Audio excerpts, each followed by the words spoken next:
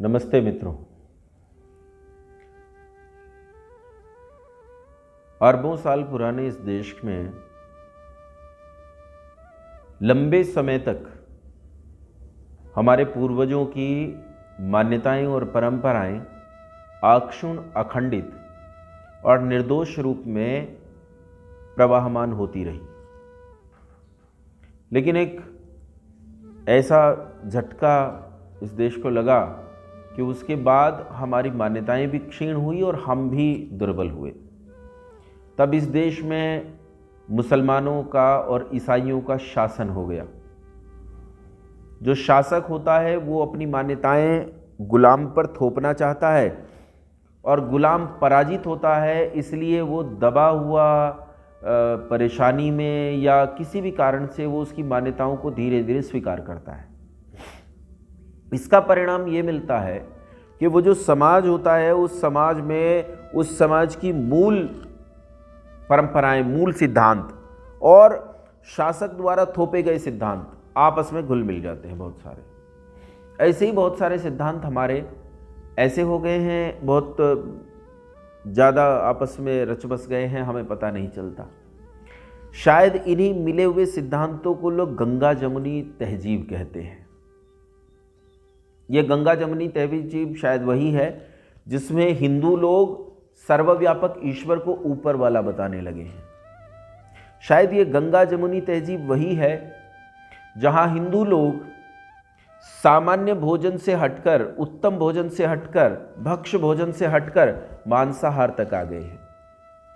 शायद ये गंगा जमुनी तहजीब वही है जहां यत्र नार्यस्तु पूज्यन्ते रमन्ते तत्र देवता, इस स्थान से गिरकर हिंदू लोग उस स्थान पर आ गए हैं जहां ये स्त्रियों का अपमान तक करने लगे हैं। ऐसे ही बहुत सारे विषयों, ऐसे ही बहुत सारे सिद्धांतों के बीच में एक विषय है जो बहुत ज़्यादा बिगड़कर हमारे सामने आता है, वो है धन, अर्थ, पैसा, टका। ये जो धन है इसके संबंध में भी बहुत कुछ बिगड़ा है, बहुत कुछ बदलाव आया है, बहुत कुछ चीज़ें बदली हैं। क्या है, क्या बदलाव आया है? तो धन के संबंध में दो अवधारणाएं हैं। एक अवधारणा तो ये कहती है, एक परिकल्पना तो ये कहती है, एक प्रकार के लोग तो ये कहते हैं कि बाप बड़ा ना भैया, सबसे बड़ा रुपया। और कहते हैं संसार में रुपये से बड़ा कुछ भी नहीं है। एक दूसरी परिकल्पना है, एक दूसरी प्रकार के लोग हैं, एक दूसरे प्रकार की माइथोलॉजी है जो कहती है कि साईं इतना दीजिए जामे कुटुंब समाए, मैं भी भूखा ना रहूं साधु न भूखा जाए।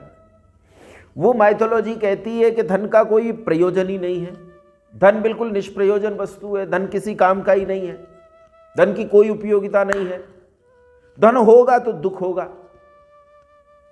गोधन, गजधन, वाजिधन और रतन धन खान, जब आवई संतोष धन, सब धन धूलि समान। लोग इसी माइथोलॉजी वाले लोग उदाहरण देते हैं पंडित रामधारी सिंह दिनकर की एक कविता का, रश्मि रथी में कर्ण संवाद में कहता है कि धन को मैं धूल समझता हूं, जीवन का मूल समझता हूं। धन को धूल बता दिया गया, धन किसी काम का नहीं है, धन बिल्कुल निकम्मा है, बेकार है, धन की कोई उपयोगिता जीवन में नहीं है। एक दूसरी विचारधारा है जो कहती है बाप बड़ा ना भैया, सबसे बड़ा रुपया। इस धन से महत्वपूर्ण संसार में दूसरा कुछ नहीं है। आखिर हमारे जीवन में धन का क्या स्थान है? क्या अर्थ की आवश्यकता है या अर्थ को छोड़कर पूरी तरह वैराग्य से जीवन जीने की आवश्यकता है? क्या आवश्यकता है, क्या नहीं? धन कितना महत्वपूर्ण है, कितना नहीं? आओ देख लेते हैं कितना महत्वपूर्ण है। लोग कहते हैं वास्तव में धन की कोई जरूरत नहीं। जिनके घर में धन होता है उन्हीं के तो बच्चों का अपहरण होता है। जिनके घर में धन होता है उनके घर में चोरी होती है। जिनके घर में धन होता है उनके घर में डाका पड़ता है। जिनके घर में धन होता है उनके घर में इनकम टैक्स का छापा पड़ता है। अब जिसके घर में, वो उत्तर प्रदेश में हुआ ना, वो कौन पीयूष साहब हैं, उनके घर में छापा पड़ा तो बोरियों नोट निकले, तो बोले जिसके घर में कुछ है ही नहीं उसके घर में छापा डाल के क्या करेगा? ये बात से तो मैं भी सहमत हूँ। नंगे का कोई क्या ले जाएगा? जिसके पास कुर्ता नहीं, धोती नहीं, बेचारे के, इसका कोई क्या ले जाएगा? इसका कोई कुछ नहीं ले जा सकता है। धन के संबंध में महापुरुषों ने, कबीरदास जी कहते हैं साईं इतना दीजिए, ये कबीरदास जी ने कहा है। इसके अलावा भी कई लोगों ने, मलूकदास जी कहते हैं अजगर करे न चाकरी, पंछी करे न काज, दास मलूका कह गए सबके दाता राम। इन्हीं के कोई मित्र बंधु दूसरे कवि हैं जो कहते हैं राम भरोसे बैठ कर रहो खाट पर सोए, अनहोनी होनी नहीं और होनी हो सो होए। अनहोनी तो तू करवा नहीं सकता, होनी होकर रहेगी, इसलिए तेरा काम है भूखों मर जाना, ये नियति है तेरी, इसलिए धन कमाने की कोई जरूरत नहीं है। होई है वही जो राम रची राखा, को करी तर्क बड़ा वही शाखा। क्या आवश्यकता है धन की, कितनी आवश्यकता है धन की? लोग कहते धन की कोई जरूरत नहीं, हमारा काम तो चल जाएगा। 4 रोटी परिवार की, 4 मेरी, 4 मेरे घर कोई साधु आ जाए उसकी, इससे ज्यादा की जरूरत नहीं है, धन की कोई जरूरत नहीं। आओ देखते हैं धन की जरूरत है या नहीं है, कितनी है कितनी नहीं है। कबीरदास जी क्या कहते हैं इस सारी चीज को, आओ ध्यान से देखते हैं।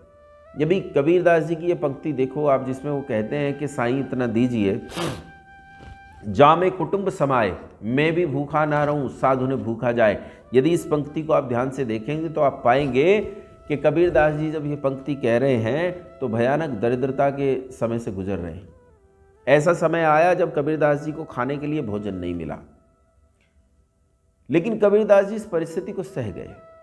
फिर एक ऐसा समय आया जब कबीरदास जी के पत्नी बच्चों के पास खाने के लिए भोजन नहीं था, कबीरदास जी सह गए। पर कबीरदास जी उस दिन टूट गए जब उनके घर एक साधु आया मांगने के लिए, तो खुद खाने के लिए तो था ही नहीं, इस साधु को देने के लिए भी उनके पास कुछ नहीं था। तब कबीरदास जी ने टूट कर ये कहा होगा शायद कि साईं इतना तो दे दे, जामे कुटुंब समाए, मेरे भी पेट में 2 रोटी पड़ जाए और साधु न भूखा जाए। ये कहा होगा कबीरदास जी ने। बंधुओं, ये कबीरदास की मजबूरी हो सो हो, लेकिन इस संसार में किसी के लिए सिद्धांत नहीं हो सकता। याद रखो, दरिद्रता, विपन्नता, गरीबी, अर्थहीनता, ये संसार में अभिशाप है, सिद्धांत नहीं है। ये सिद्धांत नहीं हो सकता, ये अभिशाप है, भयानक अभिशाप। ये ऐसा अभिशाप है जो सामान्य जन की तो बात छोड़ दो, ऐसे ऐसे महापुरुषों को टूटने पर मजबूर कर देता है जिनकी आंख में कभी किसी ने एक आंसू नहीं देखा, जो कठिन से कठिन परिस्थिति में नहीं घबराए, ये उन्हें घुटने टेकने पर मजबूर कर देता है। महाराणा प्रताप के संबंध में कथा आती है कि महाराणा प्रताप ने घास की रोटियां खाई। महाराणा प्रताप जंगल में रहे, महाराणा प्रताप लड़ते रहे। याद करो देवार का युद्ध, जहां बहलोल खान को महाराणा प्रताप ने सिर से लेकर पांव तक घोड़े सहित काट दिया था। सोचो कितने हजार सैनिक उसके पास मुश्किल से रहे होंगे। 30,000 के लश्कर ने हमला किया और उनके साथ भिड़ गया, डरा नहीं, घबराया नहीं, किसी परिस्थिति में उसने घुटने नहीं टेके, वह लड़ता रहा। ऐसा महाराणा प्रताप। लेकिन कहते हैं एक बार इसी भयानक परिस्थिति में घूमते हुए उनकी बेटी भोजन के अभाव में अचेत हो गई। तब घास की रोटियां बनाई गई और इन रोटियों को जब उस बेटी के सामने रखा गया तो एक जंगली बिलाव इन रोटियों को उठाकर ले गया और बिटिया भूख से बिलबिलाकर फिर से अचेत हो गई। तब महाराणा प्रताप लगभग टूटने के कगार पर पहुंच गए और तब उन्होंने अपने सिपाहियों से कहा कि लाओ पत्र, मैं पत्र लिखने के लिए तैयार, लाओ बात करता हूं अकबर से। लेकिन उस बेटी की चेतना लौट आई और उसने कहा कि पिता कटार निकालकर मुझे दो, सीने में घोंप कर मर जाऊंगी। मुझे स्वाभिमानी पिता की पुत्री के रूप में ये मृत्यु स्वीकार है, लेकिन मुझे घुटने टिके हुए महाराणा प्रताप की पुत्री के रूप में हजारों साल का जीवन स्वीकार नहीं है। ये उस बेटी की उसके इस चैतन्य के कारण, उसकी इस वीरता के कारण, उसके स्वाभिमान के कारण महाराणा प्रताप एक बार पुनः उठ खड़े हुए और उन्होंने उसी तरह लड़ाई लड़ी। लेकिन सोचो, महाराणा प्रताप जैसे व्यक्ति के मन में भी तनिक देर के लिए शिथिलता तो ला दी विपन्नता ने, गरीबी ने, भूखमरी ने। यह अभिशाप है, अभिशाप।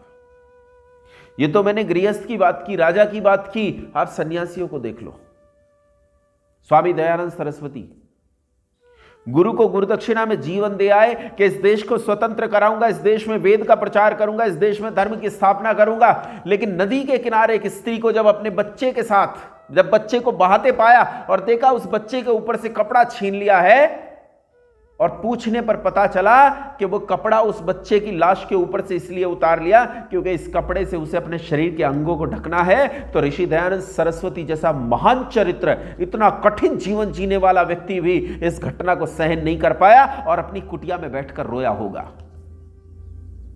रोया कि मैं गुरु को गुरु दक्षिणा दे आया हूं कि इस देश को स्वतंत्र कराऊंगा, लेकिन जिनके पेट में भूख लगी उन्हें स्वतंत्रता के गीत सुनाई नहीं देते। जिनके पेट में भूख लगी उन्हें धर्म के सिद्धांत, वेद के सिद्धांत समझ में नहीं आते। धन की हीनता, गरीबी, विपन्नता, दरिद्रता यह अभिशाप है। यहां तक अभिशाप है कि नीतिकार लिखते हैं बुभुक्षितः किम न करोति पापम। कौन सा पाप है जिसे भूखा व्यक्ति नहीं कर गुजरता? वो चोरी करता है, वो नाना प्रकार के क्राइम करता है भूख के कारण, भूख के कारण। और हमारे देश में कबीरदास जी और उनके जैसे साधु इस देश में हमें शिक्षा देते हैं, कहते हैं धन की कोई जरूरत नहीं, साईं इतना दीजिए जामे कुटुंब समाए। ये हमें संतोष की शिक्षा देते हैं। उस देश में हमें संतोष की शिक्षा दी जाती है जिस देश में ऐसे हजारों लाखों लोग हैं जिन्हें 2 समय भोजन नहीं मिलता। आप उड़ीसा, बिहार, छत्तीसगढ़, झारखंड, उत्तर प्रदेश, इनके पिछड़े इलाकों में जाकर देखो, ऐसे अनेक स्थान हैं जहां लोगों को 2 समय खाने के लिए भोजन उपलब्ध नहीं है। लोग आज भी झोपड़ियों में रहते हैं। आप वहां जाएंगे तो आपको लगेगा आप समय से 200 साल पीछे चले गए। अरे छोड़िए, दिल्ली में जाकर देखिए रेलवे स्टेशन पर, अंतर्राज्यीय बस अड्डों पर, जब आप उन अंतर्राज्यीय बस अड्डों पर, रेलवे स्टेशन पर जाते हैं तो वहां माए अपने बच्चों को छाती से ले चिपकाए हुए इस भयानक ठंड में, जब आप रजाई में बैठे हुए थर थर कांप रहे हैं, तब माए अपने बच्चों को, अपने कलेजे के टुकड़ों को अपने कलेजे से लगाए हुए अखबार बिछाकर सोती हैं और रोज मरती हैं। अगले दिन इनके मरने की खबर एक दूसरे अखबार में छपती है, पर आश्चर्य ये, जिस अखबार में ये खबर छपी है उस अखबार को बिछाकर अगले दिन एक और मां सोती है, एक और बार मरती है, और प्रतिदिन यही सिलसिला निरंतर इस देश में चल रहा है। इस देश में ऐसे इलाके हैं जहां बच्चे कूड़े से बीनकर भोजन खाते हैं, कूड़े से बीनकर भोजन खाते हैं। इतनी दरिद्रता जिस देश में हो, इतनी दरिद्रता जिस देश में हो, उस देश में ये साधु, ये बाबा हमें शिक्षा देते हैं संतोष की कि तू संतोष रख। हमने सोचा हमें संतोष की शिक्षा देने वाले बाबाओं के घर जाकर देखें तो हमने पाया कि बाबाओं के घर इतनी संपत्ति है जिसका कोई हिसाब नहीं। कई कई हजार करोड़ रुपए की संपत्ति से इन बाबाओं ने अपने तहखाने भर रखे, अपने संदूक भर रखे, अपने बैंक बैलेंस भर रखे। इनके पास इतनी संपत्ति, मर्सिडीज गाड़ियां, लैंड क्रूजर, हेलीकॉप्टर्स, इनके पास सब कुछ है जी। विदेशों में टापू खरीद रखे हैं। और हमारे लिए संतोष की शिक्षा। मैंने कहा बाबा मैं कैसे जीऊं? तो कहते बेटा रूखी सूखी खाए के ठंडा पानी पी। मैंने कहा बाबा लेकिन आप तो ऐशो आराम से जीवन जी रहे हो, आप तो मर्सिडीज गाड़ी में घूम रहे हो, और मैं रूखी सूखी खाए के ठंडा पानी पीऊं और आप? तो बोले बेटा देख पराई चूपड़ी मत ललचावे जी, मेरी चुपड़ी रोटी देखकर जी मत ललचा, तू तो रूखी सूखी खाए के ठंडा पानी पी और मर जा। हमारे लिए रूखी सूखी और इनके लिए मर्सिडीज गाड़ियां, और हमारे लिए शिक्षा संतोष की, तू संतोष रख। ऐसे पाखंडी बाबाओं ने इस देश को बेड़ा गर्क कर दिया है, इस देश का, और इस देश को पतन के गड्ढे में धक्का दे रखा है। ये बाबा इनके सीधे सिद्धांत हैं। ये कहते हैं धर्मष्टका कर्मष्टका टका ही परमम पदम यस्य गृहे टका नास्ति स टकम टकटकायते। कहते हैं धर्म टका है, कर्म टका है, टका ही मोक्ष है। जिसके घर में टका नहीं है वो टकटकी लगा के कड़ियां गिनता है। हमने कहा बाबा जी सिद्धांत क्या है आपके? बोले बेटा हमारे तो सीधे सिद्धांत है, रोटी खाओ शक्कर से, दुनिया ठग लो मक्कर से। दुनिया को मक्कारी से ठगते रहो, रोटियां शक्कर से खाते रहो, आनंद में रहोगे। ये सीधे सिद्धांत है इन बाबाओं के। और ये हमें शिक्षा देते हैं कि तुम्हें संतोष रखना चाहिए, संतोष रखो। और इन्होंने सारे देश के युवक वर्ग को निकम्मा कर दिया है। ये उनके कान में गालियां देते हैं, शायद गालियां ही देते होंगे, कहते तो गुरु मंत्र हैं, लेकिन वो गुरु मंत्र वो लड़का किसी को बता नहीं पाता। गुरु मंत्र लेके लड़का बाहर आया, मैंने पूछा क्या बताया बाबा ने? बोले आपको नहीं बता सकता। मैंने कहा मैं समझ गया, फिर बाबा ने तुझे कान में क्या बताया? क्योंकि कान में यदि अच्छी बात बताई होती तो तू मुझे जरूर बता देता। जरूर बाबा ने तेरे कान में तुझे कोई गाली दी है, कोई गलत बात कही है, तभी तू मुझे बता नहीं पा रहा है। इसी कारण से इन्होंने पूरे युवक वर्ग को एक बात कह दी है, तुम्हें पुरुषार्थ करने की कोई जरूरत नहीं, तुम नामदान रटो, बैठकर राम राम रटते रहो। ये कहते हैं राम भरोसे बैठकर रहो खाट पर सोए, अनहोनी होनी नहीं और होनी हो सो होए। पूरा युवक वर्ग निकम्मा हो गया। कितने सारे बाबा, एक भालू जैसे बालों वाला बाबा मरा था ना, सत्य साई बाबा, कितनी संपत्ति बरामद हुई? 145,000 करोड़ रुपया। बाप रे बाप, संतोष, कितना संतोष! 145,000 करोड़ रुपए का संतोष, क्या बात है। कई बाबा हरियाणा में से गिरफ्तार हो गए। एक बाबा हरियाणा में से, उसको गिरफ्तार करने में ही सरकार के 50-60 करोड़ रुपए खर्च हो गए। वो खुद को भगवान घोषित करता है, क्या नाम है उसका, रामपाल दास, खुद को भगवान घोषित करता है। लड़कियों के बाथरूम में कैमरे लगा रखे हैं। और ये बाबा सरकार इसे गिरफ्तार करने में 50-60 करोड़ रुपए खर्च कर चुकी। अभी भी टीवी चैनल पर इस बाबा के कार्यक्रम चलते हैं। ये बाबा बैठकर हिंदू धर्म के सारे ग्रंथों को धता बताता है, कहता है हिंदू धर्म के सारे ग्रंथ खराब हैं, केवल मैं ही सही हूं, मैं भगवान का अवतार हूं, मैं भगवान हूं। ये बाबा, इतनी संपत्ति है, हिसार में इसने पूरे के पूरे महल बना रखे हैं। बरवाला में जाकर देखो क्या हालत कर रखी है। इसे जना जाने कितने बाबा इस देश में फैले हुए हैं। रॉक स्टार बाबा हैं, फिल्में बनाते हैं बाबा, रूहानी नाइट्स चलती हैं, बाबा डांस करते हैं, बाबा आनंद भोगते हैं। हमने कहा बाबा हम क्या करें? तो कहते तू रूखी सूखी खाए के ठंडा पानी पी। हमने कहा आप? बोले देख पराई चूपड़ी मत ललचावे जी। कैसे जिए? क्या इन बाबाओं के चक्कर में फंसे रहे? क्या इन बाबाओं के जीवन को देखकर, इनसे प्रभावित होकर हम भी ऐसे ही पाखंडों में फंस जाएं? क्या करें? तो आओ विद्वानों से पूछते हैं। आओ आपको एक ऐसे विद्वान के पास लेकर चलता हूं। उसकी चोटी खुली, उसकी शिखा खुली तो संसार के विश्व विजेता ने घुटने टेक दिए थे। उसकी शिखा खुली तो इस राष्ट्र का सबसे आतताई राजा, उसके घुटने टिक गए। और उनका नाम था आचार्य चाणक्य, आचार्य कौटिल्य। लोग उन्हें आचार्य विष्णुगुप्त के नाम से जानते हैं। आचार्य चाणक्य से पूछते हैं कि आचार्य जीवन कैसे जिए? तो आचार्य कहते हैं सुख से जियो। हमने कहा आचार्य सुख से कैसे जिए? हमने पूछा आचार्य सुख से मूलम किम? तो आचार्य कहते हैं सुख से मूलम धर्म और धर्म से मूलम अर्थ। यदि तू सुख चाहता है तो धर्म जीवन में ला, और यदि धर्म करना चाहता है तो कहते हैं धर्म से मूलम अर्थ। तो धर्म का मूल अर्थ है, बिना अर्थ के तू धर्म को जीवन में ला नहीं सकता, और बिना धर्म के तुझे सुख मिलेगा नहीं। सुख चाहता है तो पैसा चाहिए। अच्छा चाणक्य कहते हैं। अच्छा आचार्य चाणक्य की बात को देख लो, क्या कर सकते हैं हम बिना धर्म? कौन सा धर्म का काम है जो बिना धन के कर सकते हैं? क्या स्कूल कॉलेज खोल सकते हो? गुरुकुल चला सकते हो? अनाथालय चला सकते हो?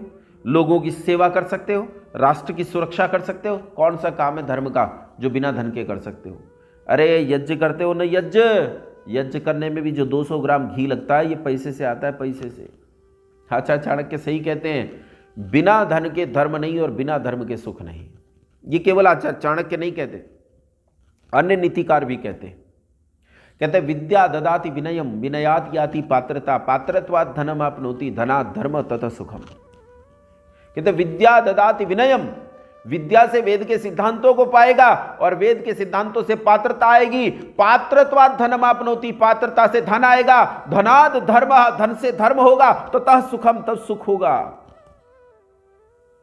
सीधी बात है, बिना धन के धर्म नहीं और बिना धर्म के सुख नहीं। सुख चाहते हो तो धर्म करो, और धर्म चाहते हो तो तुम्हारे पास धन होना चाहिए। बाबाओं की बात कैंसिल। बाबा कहते हैं धन की कोई जरूरत नहीं। आचार्य चाणक्य कहते हैं धन के बिना धर्म नहीं और धर्म के बिना सुख नहीं। मर्जी आपकी। इन पाखंडियों की मान लो, रामपाल दास जैसों की मान लो, या फिर आचार्य चाणक्य की मान लो। जो आपको पसंद हो उसे चुन लो। दोनों में से एक को चुन लो, क्योंकि दोनों एक दूसरे से कॉन्ट्राडिक्ट तो कर रहे हैं। ये अलग कहते हैं, ये अलग कहते हैं। आचार्य चाणक्य की बात को कसौटी पर कस लो वेद की। वेद क्या कहता है? वेद कहता है प्रब्रवाम शरदः शतम अदीना, अदीन जियो, दीनहीन कभी नहीं जीना, हमेशा अधीन जियो। और कहता है वयम श्याम पतयो रईनाम, विपुल धन संपत्तियों के स्वामी बनकर जियो। वेद कहता है। आचार्य चाणक्य कहते हैं धन कमाओ। वेद कहता है पुरुषार्थ कर धन कमा। बाबा कहता है निकम्मा होकर घर बैठ जा। आपकी मर्जी, जिसे चाहो उसे चुन लो। चाहो तो बाबा को चुन लो, चाहो तो आचार्य चाणक्य को चुन लो, चाहो तो वेद को चुन लो। ये दोनों एक पक्ष में हैं। आचार्य चाणक्य और वेद एक पक्ष में हैं, बाबा एक पक्ष में हैं। जो पक्ष आपको ठीक लगे उसे चुन लो। लेकिन बंधुओं, वेद ईश्वर की वाणी है, उसमें तो दोष नहीं हो सकता। आचार्य चाणक्य जैसा विद्वान तो दोषयुक्त बात नहीं बोल सकता, मिथ्या भाषण नहीं कर सकता। तो सिद्ध बात है मिथ्या भाषण ये बाबा कर रहे हैं। मैं ये नहीं कहता हूं कि सारे बाबा खराब हैं, ये बिल्कुल नहीं कहता। और ये भी नहीं कहता हूं वो सर्वांश में खराब है। हाँ, कुछ कुछ तो सर्वांश में भी खराब है, जैसे का मैंने नाम लिया जो 50-60 करोड़ रुपए में गिरफ्तार हुआ, ऐसे तो सर्वांश में भी खराब है। ये रामपाल दास जैसे तो ये बीमारी है इस देश के लिए, पैरासाइट है, परजीवी है, जो इस देश के ऊपर रहकर इस देश का खून चूसते हैं और इसी खून के ऊपर ये जिंदा हैं। ऐसे भी हैं जो सर्वांश में गलत हैं, ऐसे भी हैं जो सर्वांश में गलत नहीं है, और ऐसे भी हैं जिनसे इस देश का भला हो रहा है। ऐसे अनेक। इसलिए मेरा आपसे कहना यह है कि अपनी बुद्धि, अपने तर्क का उपयोग करो। उपयोग करो अपनी योग्यता का, विवेक का, निर्णय करने की क्षमता का उपयोग करो। सत्य असत्य का निर्णय करो और सत्य की ओर जाओ, असत्य की ओर कभी न जाओ। आसान उपाय है। मैंने भी तुलना करके आपको दिखा दी कि बाबा क्या कहते हैं, आचार्य चाणक्य क्या कहते हैं और वेद क्या कहता है। इसीलिए सदैव पुरुषार्थी होना चाहिए और पुरुषार्थी होकर धन कमाना चाहिए। कितना? तो आचार्य चाणक्य कहते हैं कि इतना धन कमाना चाहिए कि धन ऐसे कमाओ जैसे आज तुम्हारा आखिरी दिन है धन कमाने का, और आज ही तुम्हें धन कमाना, इस तरह धन कमाना चाहिए। हाँ, उपयोग कैसे करना चाहिए? तो कहते हैं तेन तक्तेन भुंजिता, त्याग भाव से उपयोग करना चाहिए। इदन्नमम, मेरा नहीं है, राष्ट्र का है, इस समाज का है, इस तरह उपयोग करना चाहिए। इसमें सबका हिस्सा है, इसमें वानप्रस्थियों का हिस्सा है, ब्रह्मचारियों का हिस्सा है, सन्यासियों का हिस्सा है, इसमें बलि वैश्वदेव यज्ञ का हिस्सा है, इसमें मेरे राष्ट्र का हिस्सा है, मेरे समाज का हिस्सा है। इस तरह इस धन का उपयोग करना चाहिए। कमाना खूब परिश्रम से चाहिए, उपयोग त्याग भाव से करना चाहिए। केवल धन कमाना ही नहीं चाहिए, धन को दान भी करना चाहिए। दान करने से धन शुद्ध होता है। यदि आपने धन को दान नहीं किया तब आपका धन शुद्ध नहीं होता है, इसे शुद्ध करना पड़ता है, और वो शुद्धि होगी दान से। इसलिए आपको दान देना चाहिए। क्यों देना चाहिए दान? इसलिए देना चाहिए दान कि हमारा जो सनातन धर्म है इसका नाम वर्णाश्रम धर्म भी है। इसमें 4 वर्ण और 4 आश्रम है। 4 वर्ण है ब्राह्मण, क्षत्रिय, वैश्य और शूद्र। ये कर्मणा है, जन्मना नहीं है। जिसका जैसा कर्म है वो वैसा ही है। फिर किसी दिन चर्चा करेंगे। एक दिन मैंने एक वीडियो देखा था स्वामी निश्चलानंद सरस्वती जी का, जो पुरी के शंकराचार्य हैं, उनका देखा था। तो वो जन्मना आधार पर वर्ण व्यवस्था को कह रहे थे। जरूर उनके संबंध में भी चर्चा करेंगे, इस संबंध में चर्चा करेंगे कि वर्ण व्यवस्था जन्मना होती है या कर्मणा होती है, इस पर चर्चा करेंगे। पर जन्म व्यवस्था कर्मणा होती है, ये पूरा देश प्रारंभ से लेकर अब तक कर्मणा वर्ण व्यवस्था को मानता चला आया। मनुस्मृति भी इसी का प्रमाण देती है। 4 वर्ण है ब्राह्मण, क्षत्रिय, वैश्य और शूद्र। जो जैसा कर्म करता है वैसे ही वर्ण में चला जाता है। लोग उठते भी हैं, लोग गिरते भी हैं, हमारे यहाँ परंपरा है। रावण तो ब्राह्मण के घर में पैदा हुआ था, लेकिन क्षत्रिय नहीं बचा, वैश्य नहीं बचा, शूद्र नहीं बचा, गिरकर राक्षस घोषित हो गया। ऋषि जैमिनी के संबंध में कहा जाता है कि ऋषि जैमिनी एक ऐसे कुल में उत्पन्न हुए जिस कुल को अच्छा नहीं माना जाता है, लेकिन उन्होंने विद्या प्राप्त की, उन्नति की। वो शूद्र से उठकर वैश्य, वैश्य से उठकर क्षत्रिय, क्षत्रिय से उठकर ब्राह्मण और ब्राह्मण से उठकर ऋषित्व के पद पर पहुंचे। उन्होंने न्याय दर्शन लिखा। ऐसे कई, सत्यकाम जाबाल, ऐसे कई उदाहरण हमारे देश में विद्यमान हैं जहां वर्णों में ऊपर नीचे जाना आना हुआ है, जहां लोग उन्नति करके ऊंचे वर्ण को प्राप्त हुए हैं और अधोगति को गिरकर वो निम्न वर्ण को प्राप्त हुए हैं। वर्ण के साथ दूसरी व्यवस्था हमारे आश्रम व्यवस्था। आश्रम में 4 होते हैं, ब्रह्मचर्य आश्रम, गृहस्थ आश्रम, वानप्रस्थ और संन्यास आश्रम। इनमें केवल गृहस्थ कमाता है, सन्यासी, वानप्रस्थी और ब्रह्मचारी नहीं कमाता। इसलिए गृहस्थ का कर्तव्य है वो दान दे। अगर गृहस्थ दान नहीं देगा तो ये तीनों आश्रम भूखे मर जाएंगे।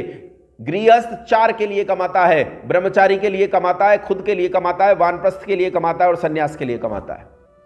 इसलिए गृहस्थ का कर्तव्य है कि वो दान दे ताकि इन तीनों का भी भरण पोषण हो सके। इसलिए दान देना चाहिए। दान देने का कारण है वर्णाश्रम धर्म को स्थापित करने के लिए दान देना चाहिए। आप दान नहीं देंगे तो वर्णाश्रम धर्म बाधित होगा। अब दूसरा प्रश्न, किसे दान देना चाहिए? तो मैंने बता दिया, दान देना चाहिए ब्रह्मचारी को, दान देना चाहिए वानप्रस्थी को, दान देना चाहिए सन्यासी को। इनके अलावा किसी को दान नहीं देना चाहिए। यूं कह लीजिए, वेद की विद्या पढ़ने वाले को दान देना चाहिए, वेद की विद्या पढ़ाने वाले को दान देना चाहिए और वेद की विद्या का प्रचार करने वाले को दान देना चाहिए। इसके अलावा किसी को दान नहीं देना चाहिए। इसके अलावा अगर किसी को दान देते हो तो वो सारे दिन भीख मांगकर पैसा इकट्ठा करता है। आपके पास एक बच्चा आता है, दरवाजा खटखटाता है, आप बड़े भावुक हो जाते हो, पैसा दान दे देते हो। ये 1000 रुपए सुबह से शाम तक इकट्ठा करता है, फिर 1000 रुपयों को लेकर पहुंचता है मस्जिद में और मदरसे में, वहां जाकर जकात कटवाता है 6% के रूप में। ये जकात इन मस्जिद और मदरसों में इकट्ठी की जाती है।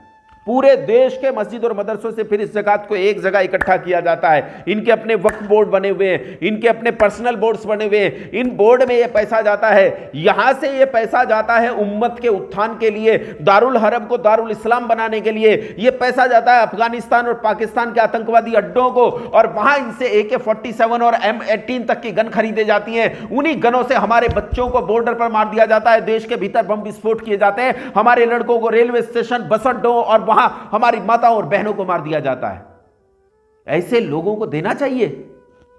कभी नहीं देना चाहिए। आपको देना है तो देने के 3 स्थान हैं, ब्रह्मचारी, वानप्रस्थी और सन्यासी। फिर आप कहेंगे ये तीनों तो है ही नहीं देश में, देश तो भिखारियों से भरा पड़ा है, ये 3 नहीं है। तो भाई ऐसा पुरुषार्थ करो कि ये 3 पैदा हो, कोशिश करो कि ये 3 पैदा हो।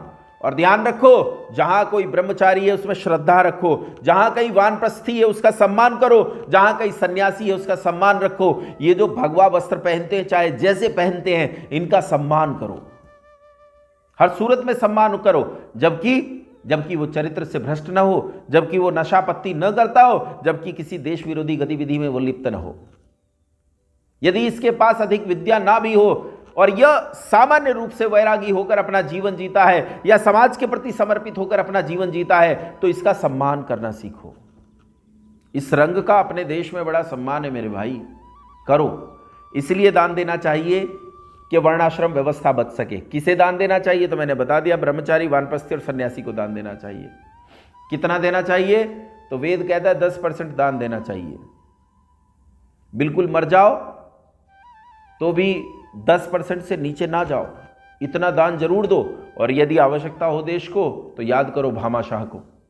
सर्वस्व दान देने से भी पीछे नहीं हटना चाहिए, तिल तिल करके दे दो तब भी पीछे नहीं हटना चाहिए। दान दे दिया 10%, बचा आपके पास 90%। इस 90% का उपयोग कैसे करोगे? तो पहले ही बता दिया, तेन त्यक्तेन भुंजिता, त्याग भाव से इसका प्रयोग करना है। त्याग भाव से अपने जीवन में इसका उपयोग करो, इस तरह उपयोग करो। और दान देने से धन बढ़ता है। कौन सा? विद्या का। विद्या का धन ऐसा धन है, सर्वेषाम दानानाम ब्रह्मदानम विशिष्यते। संसार के सारे दानों में सबसे उत्तम दान विद्या का दान है। और विद्या का दान ऐसा है, जितना दो उतना बढ़ता है, जितना दो उतना बढ़ता है। धन बढ़े ना बढ़े, लेकिन विद्या बढ़ती है। विद्या बढ़ती है। हाँ, जब आप दान देते हो तो दान देने से आप समाज की विद्या में हिस्सेदार बन जाते हो, क्योंकि आपने ब्रह्मचारी को दान दिया, वानप्रस्थी को दान दिया और सन्यासी को दान दिया। जब आपने इन तीनों को दान दिया तो आपने विद्या में दान दिया, और विद्या में दान दिया तो ये तीनों इस गृहस्थ के इस समाज को उठाने में काम करेंगे। इस तरह दान देने से धन बढ़ता है। वो कबीरदास वाली बात मत मान लेना।